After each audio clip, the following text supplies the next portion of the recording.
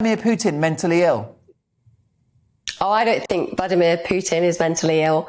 And it always confuses me a little bit as well when we place somebody like Putin in the category of being mentally ill with this suggestion that potentially people with mental illnesses and poor mental health are likely to go out and create the kind of pain that's being caused right now. I think that he's very strategic. He's very angry. I think he's very mad on power, like many, many leaders end up being. And also, I think he feels very clearly that as far as he's concerned, some of the things that he agreed to many years ago aren't playing out as he imagined they would. And also some of the promises made in Bush's era actually haven't been kept to. And he fears America and he fears what will happen to him, not just to his country right now. So he's reacting from that. And I think the potential for him to have psychopathic tendencies, well, arguably 20% of people in senior corporate positions potentially have those kind of issues. So arguably those kind of traits I think I could find myself synergizing with, but I don't think he's mentally unwell. I think he's very, very angry. Rebecca Koffler, you're the author of Putin's Playbook, Russia's Secret Plan to Defeat America. So is this all a kind of strategic plan, or do you think that he's just lost the plot? Yes, absolutely, Mark. This is part of Putin's strategic ambitions, which he actually never made secret.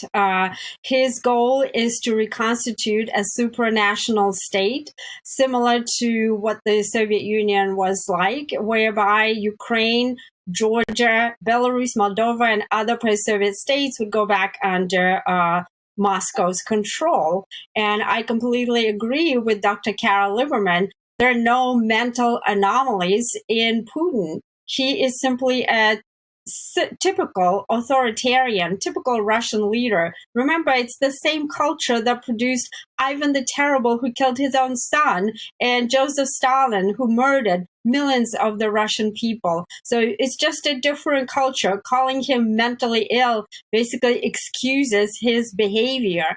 And again, like if we don't understand his behavior, it's very dangerous because then we can't prepare for what's about to come. So you'd say it's policy rather than a behavioural or mental issue, but isn't his assault on Ukraine extraordinarily reckless? If you're asking me, then from the military intelligence standpoint and geopolitical standpoint, no, Putin is not reckless. Basically, what he's acting on is his perceived threat of NATO and the United States and the potential of Ukraine becoming a NATO member would escalate that threat from Putin's standpoint. The distance between NATO forces and St. Petersburg, the second largest city in Russia, during the Cold War was 1,000 miles, and now it's reduced to 100 miles. So it's purely military calculus. There are additional, decision points such as his legacy and some other things, but the crux of the matter is it's security policy, and it's his authoritarian dictatorship type of style that are driving his behavior. Dr. Carol Lieberman, you are a student of the human soul. You are known as America's psychiatrist. Rebecca Koffler there, insisting that Putin is very sane indeed. What's your view? Well, if you want to adopt his paranoid view of the world, then it may seem sane. I say, first of all, that everything that Putin does is a reflection of a promise that he made to himself when he was a little boy. When he was a little boy growing up in war-torn Leningrad with death and destruction all around him, and in a very poverty-stricken home and so on, when he was young, he was picked on by bullies. So all of the things around him when he was growing up made him very fearful of the world. And he developed a paranoid personality disorder, which may, in fact, after COVID, after he was isolated and so on, may have increased to become a paranoid psychosis. But I am not saying that at this point, but I'm just putting it out there that we have to be aware of that. But he made a promise he was never going to be vulnerable again. And that included not being poor. So now he has gold-plated toilet seats in Putin's palace. Not being bullied because, by the schoolyard bullies, or now he feels that the countries are bullying him. And so he had to get over the schoolyard bullies. He learned martial arts. Now, for the countries who he, assumes are bullying him or are a threat to him, his weapon is that the Kremlin? Is nuclear was war. Was that Vlad mob? So we really have, he projects this threat that he's feeling, that he wants to really take over the U.S., for example, and right now take over Ukraine. And he's projecting that onto the U.S. and onto Ukraine and onto the other countries that he has in mind. So therefore, Carol, you wouldn't say that he's just sort of bonkers or crazy like a mad serial killer, but that he's just got lots of emotional and psychological issues. This guy's got baggage. Yes. For example, he recently targeted schools and hospitals, maternity hospitals, psych hospitals. He's targeting the weak. Now, that may have a political purpose to, get people to feel that, they have to stop this or to get Ukraine to surrender.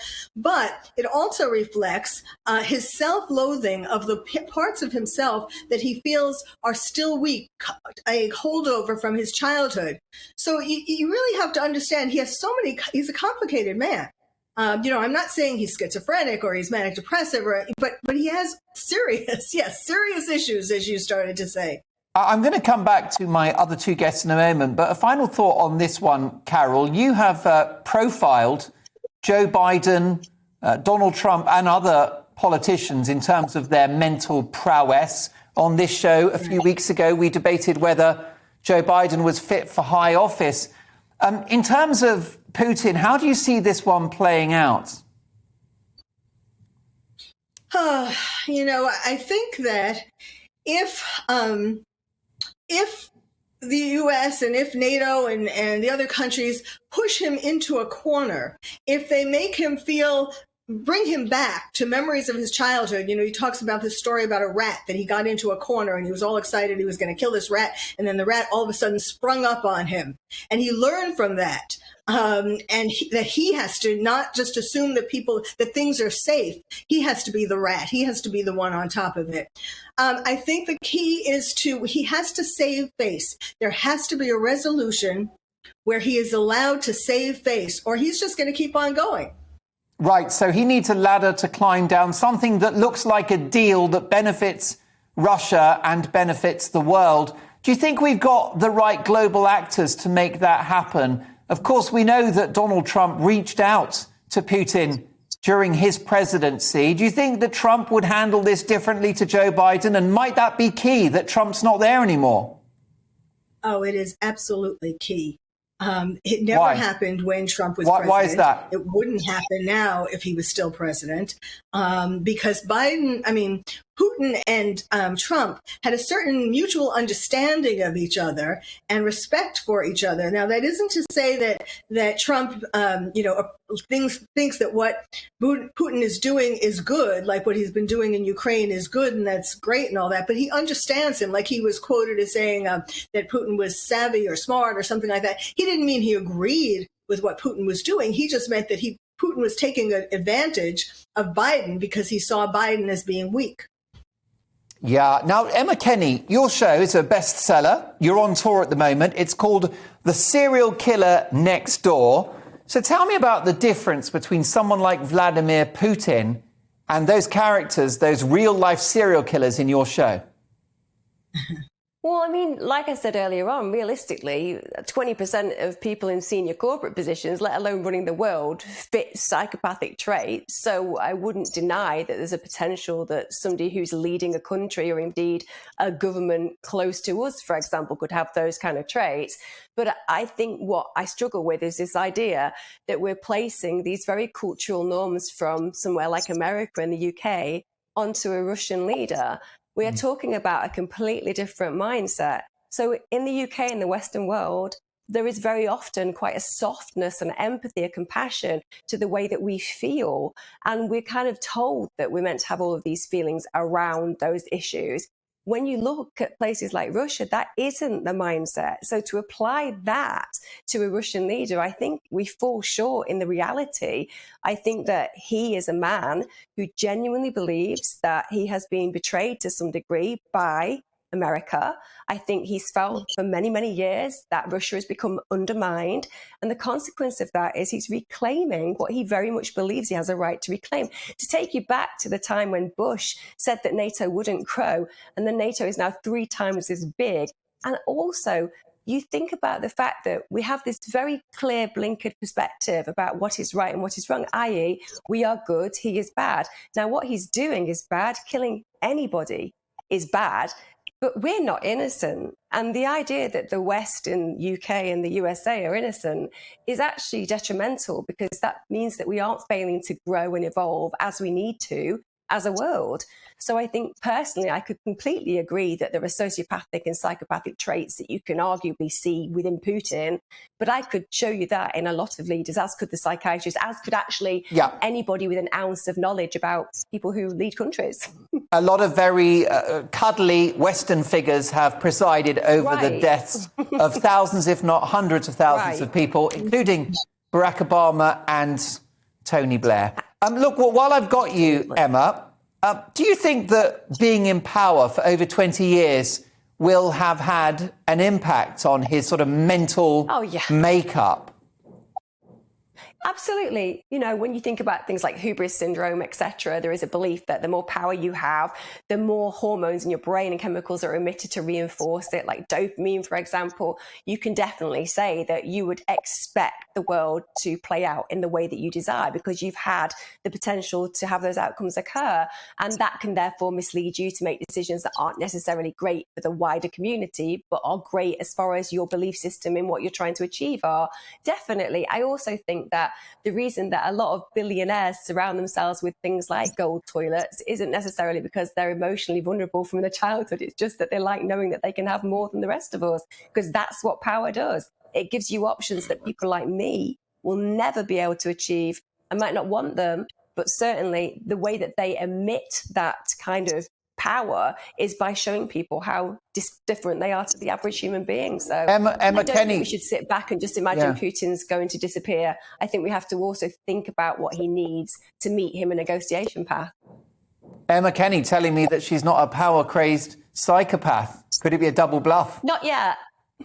You're working on it. Listen, let me get a final thought from Rebecca Koffler. You are the author of Putin's Playbook, Russia's Secret Plan to Defeat America. How do you see this conflict playing out, Rebecca? I unfortunately don't have any, positive and feel-good predictions on this one. I think both Emma Kenny and Dr. Lieberman correct in certain aspects of their evaluation of Putin. Remember, I am not a psychiatrist or psychologist. I look at him from the cultural standpoint and evaluating how does he respond to the perceived geopolitical threat. So I did, however, interview a U.S. psychiatrist who evaluated Putin, and he's a former Air Force officer who actually evaluated for mental stability our nuclear missileers before they went on duty, right? So this person has evaluated that Putin has no mental anomalies. Right? All of these things that Dr. Lieberman said, they're absolutely 100% true as far as what is driving his behavior and the rat and what he experienced. So unfortunately, what's right now in front of us is that rat that has been cornered, he's likely to escalate instead of de-escalate. So what Emma Kenny also said correctly is that he is acting consistently with any other like authoritarian leader or high power leader. And he's perceiving the threat so high right now that he wants to get out of it by escalating, going to nuclear warfare, space warfare, cyber attacks, instead of reacting like a polite Western gentleman was. She said absolutely brilliantly how there's a lot of like softness to the Western character, and to the Russian character there's a lot of like toughness and brutality. I mean, remember, like in the West, there's a lot of a lot is pathologized, right? About like the Russian culture, let's say Iranian culture, the Chinese culture. Remember how Nikita Khrushchev was pounding on the table at the United Nations? Was he pathological?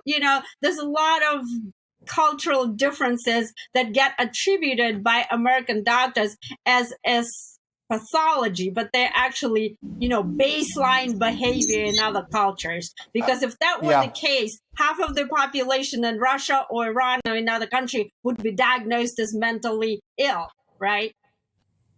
Rebecca Koffler, we're out of time. Yes or no, would Vladimir Putin press the nuclear button? It's scenario dependent, Mark. This is a highly complex issue. The threshold for that is very high. So I can't just say yes or no. Under certain circumstances, yes. Is he looking to do that? No. He's not a madman. He understands what that has, what the circumstances and the implication of that is. So it's not a yes or no question. We could spend hours discussing that. Rebecca, you've demonstrated why your book is critically acclaimed and enjoying rave reviews and is a bestseller. Rebecca Koffler is the author of Putin's Playbook, Russia's Secret Plan to Defeat America. It's out now. My thanks to Rebecca. I'm also very grateful to have enjoyed the company of Dr. Carol Lieberman, MD, best-selling author who's known as America's psychiatrist. Her website's fantastic. Do Google Dr. Carol Lieberman. Well worth a read. The most fascinating thinker in terms of human psychology, and a very experienced lady as well.